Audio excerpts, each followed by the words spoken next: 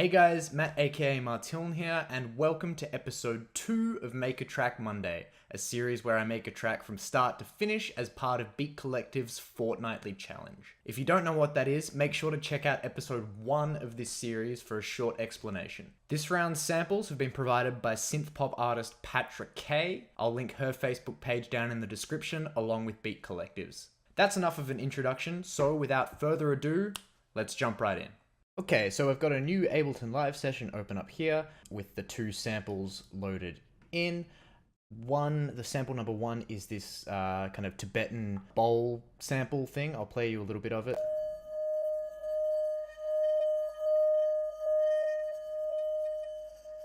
Really cool, it's kind of like resonating metallic bowl. And sample number 2 is this beatboxing sample, which I think we'll be able to do a fair bit with.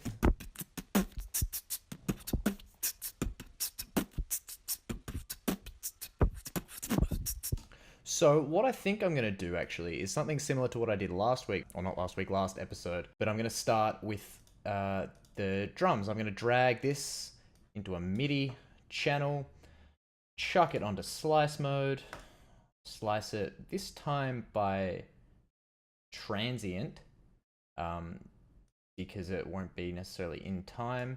And then I'm just going to, again, play around with my push here just to try and come up with something kind of cool, and I'll be back in a bit. Okay, so I've got a little bit of a groove here. I added a kick in, a sample kick, just because I feel like it needed it. I'll play you the groove that I've got.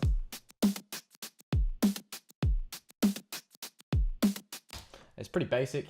So what I did, I converted that thing to simpler, the sample to simpler, and then I kind of came up with a bit of a groove and then realized that I wanted to process things separately. So what I did, if I bring up an instance of sampler here, a new instance of simpler, sorry, and you chuck it onto slice mode, what you can do is you can right click it and go slice to a drum rack. And that'll slice it and put each of the individual slices into individual hits within a drum rack, and from there you can process them individually. So that's what I did, and then I took out the snare by going to here, opening up the little chain selector, finding the slice that was the snare, right-clicking it, and going extract chains. And what that will do is extract that particular slice to a new MIDI channel, and retain all of the MIDI information you've used for that particular slice, if you've used any, as well as any processing that you have within the chain itself. So now I'm going to start to play around with the second sample, see if I can come up with anything, and I'll be back.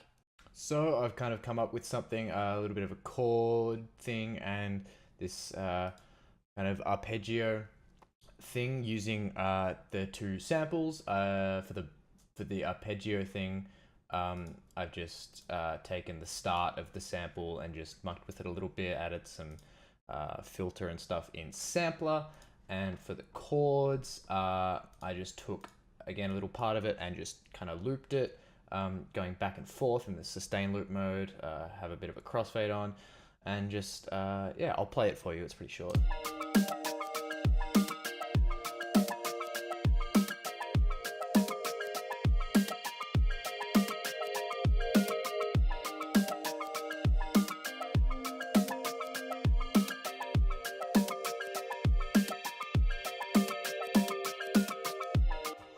So there we go, that's kind of the vibe of the track. It's kind of like fairly down-tempo-y, dreamy, chill vibes. It's pretty cool. I'm looking forward to working with this. Maybe we'll add like a bit of a bass line and some other synths and stuff, and then get this track rolling. All right, I'll be back. So I've added a little bit of a piano and a bass line. I played in the piano on my Nord here and the bass line on my microKORG, just using a preset on there because it sounded kind of cool and I like working quickly. I'll play you what I got.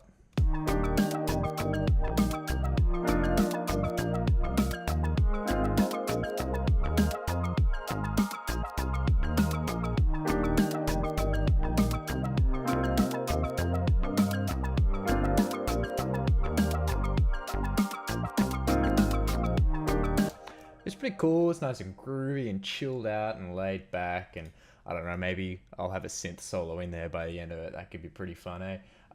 So I guess now what I'll do is just work on a little bit of arrangement and see if anything else comes to mind. So I've got a little bit of an intro kind of going on here, just grooving along with the keys. I added a bit of a rim shot to kind of give it that two-step feel, and a crash as well, just because it's a crash. And yeah, changed up the drum fill at the end of these a little bit. I'll just play the first kind of little bit to you. Actually, I'll just play it from when the bass comes in.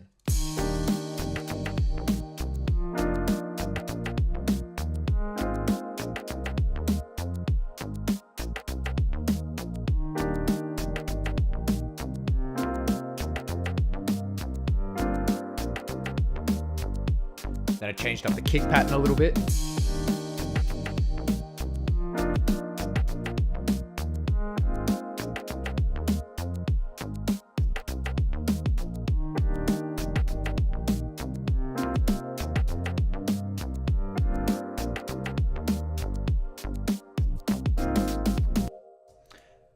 It's kind of like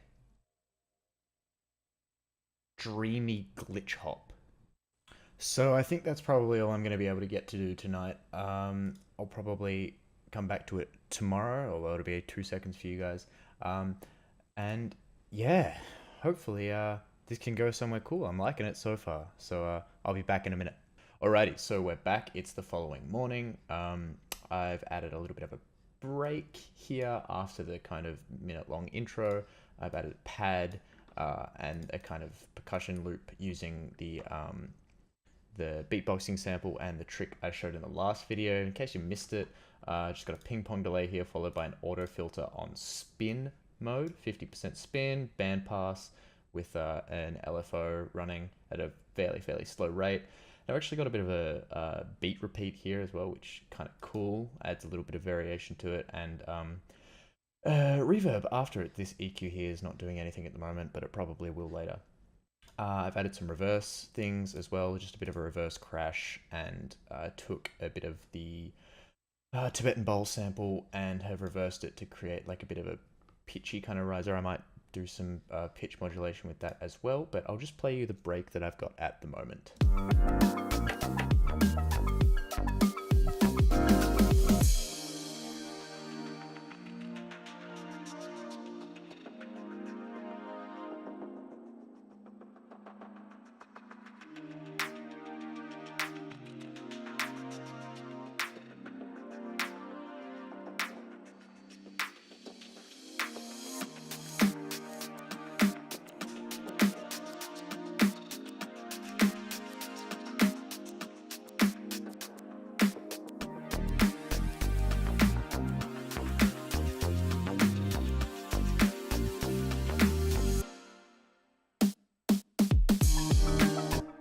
Sounds kind of cool. Maybe I'll go into like a full-blown, like, I think I mentioned I wanted to do a bit of a synth solo. Maybe I'll go into like a full-blown synth solo just for this kind of section or something, and then that kind of goes out. That could be interesting. So I'm gonna fix up some of these hi-hat loops as well, and maybe mess around with some more stuff in the break here, just some more atmospheric things, and yeah, I'll be back.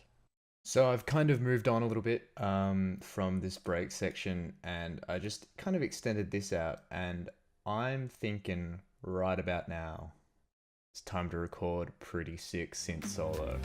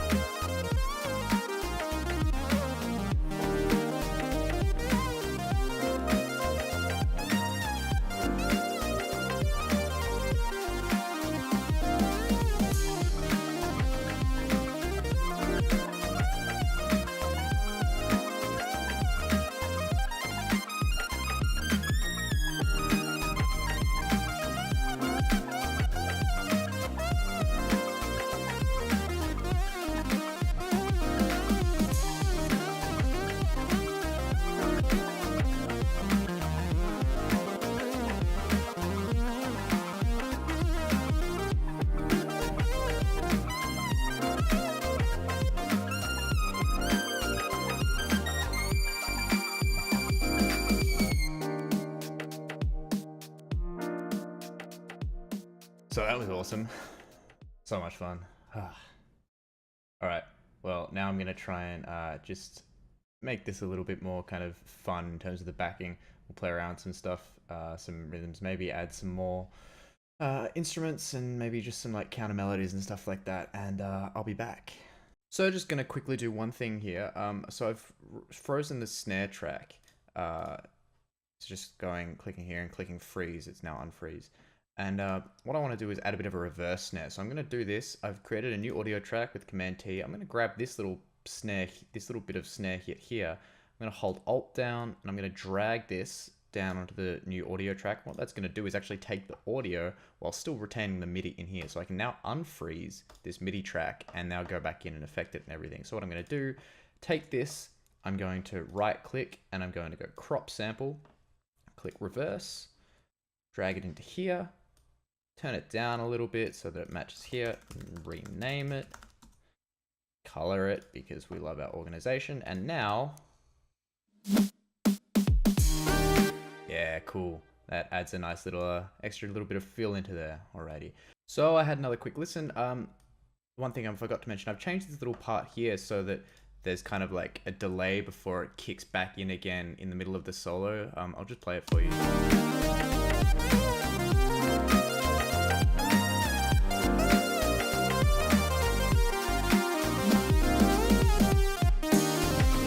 See how it kind of stops? Just kind of a really cool little way to add some variation in, I suppose. Yeah, so that's a cool little trick you can use in your own productions, your own tracks. And again, I've done it just here before it goes to the outro as well.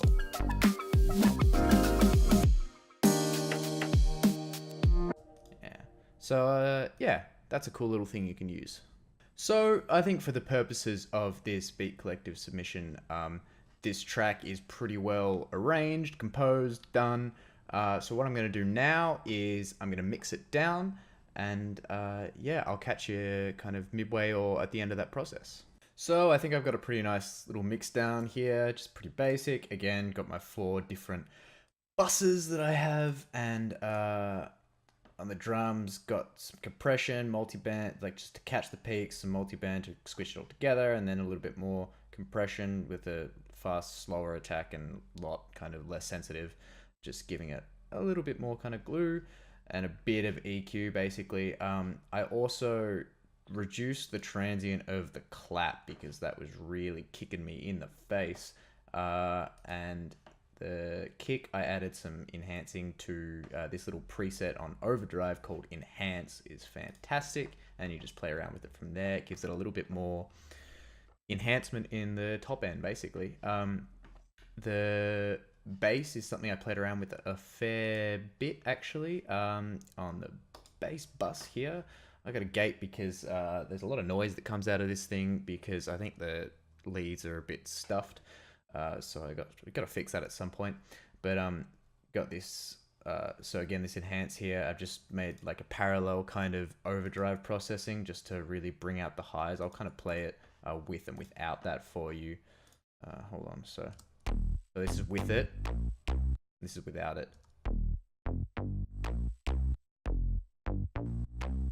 Just to help it kind of cut through a little bit more. Some multi-band dynamics here just to squish the low end together.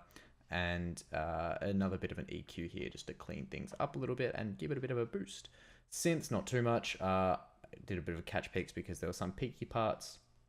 And this a bit warmer preset is awesome. You just got to drag the dry wet down and gives it a lot more warmth, and it's really nice. And EQ just to boost the top end, and then another bit of a glue compressor at the end.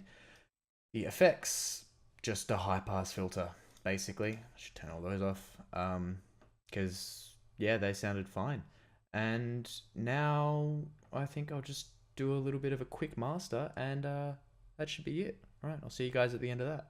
Alrighty, so I think I've got a bit of a nice master going on here, and yeah, I think the track is sounding pretty damn fantastic, actually. Master chain, pretty kind of similar stuff to what I did last time. Got an auto filter here cutting off at 26 Hertz, catch peaks preset, bit of an EQ8 just to kind of fine tune some things, multi-band dynamics, just squish it all together, glue compressor, doing the same kind of trick that I mentioned in the last video, and a bit of an EQ8 mid-side processing to cut out some of the side information down here, and also boost the mids a bit in the mids, because that's just something I really like to do, and I find it gives a bit more presence to the things that should be forefront, that are generally kind of in the middle of the spatial spectrum, I suppose.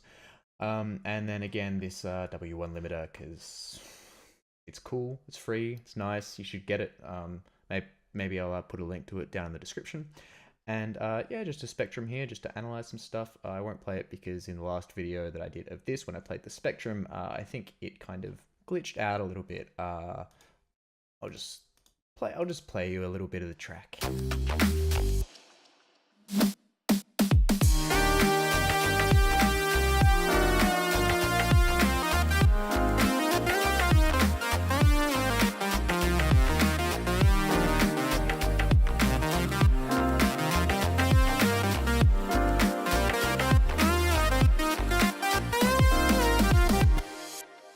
So yeah, that's it for this track. One little thing I'll just show you quickly here on the master channel. What I always like to do if I've mastered it in the session itself, just automate the master track volume right at the end so that it fades out, so that you can make sure that it's at 0 or at no volume at all when you bounce it out. So just here, for example.